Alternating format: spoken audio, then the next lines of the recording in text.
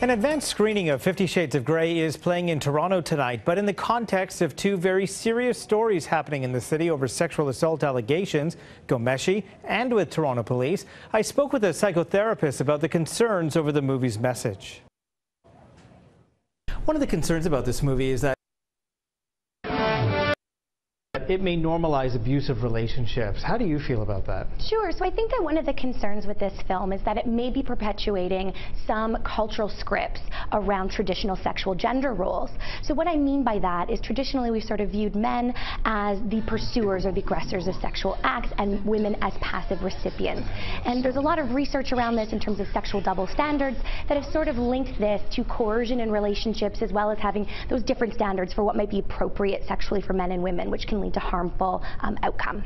And it's the dominance that is one of the concerns here, and especially given that some young women viewing this movie may not be sexually experienced. Sure. I think that it can be really important to have these discussions with our families, with youth, and with children, especially when they're watching this.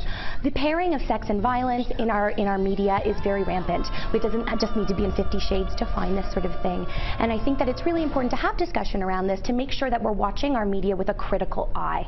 So we really want to pick out what are those roles and what are the ways that men and women are being depicted, and making sure that we have an understanding in that.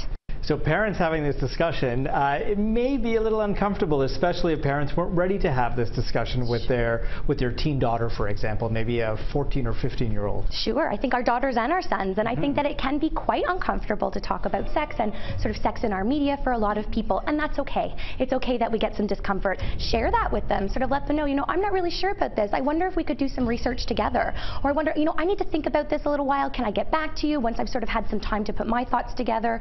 And also even saying, why don't we get the help of that teacher? Why don't we get the help of that guidance counselor? Why don't we go speak with a sex educator or a sex therapist about some of this if you're sort of feeling it's outside of your comfort zone? And another concern is that this movie may blur the lines of consent.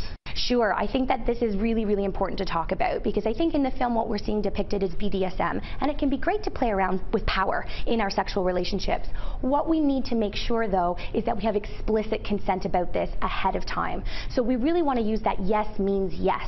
So just because I've consented to one sexual act doesn't mean I've consented to others down the line. And especially when we want to play with power, we want to play with some pain in our sexual acts, we really want to make sure that that's explicitly discussed ahead of time, and you have a clear yes, go ahead, I want to do that, and make sure that no one's feeling surprised by something that comes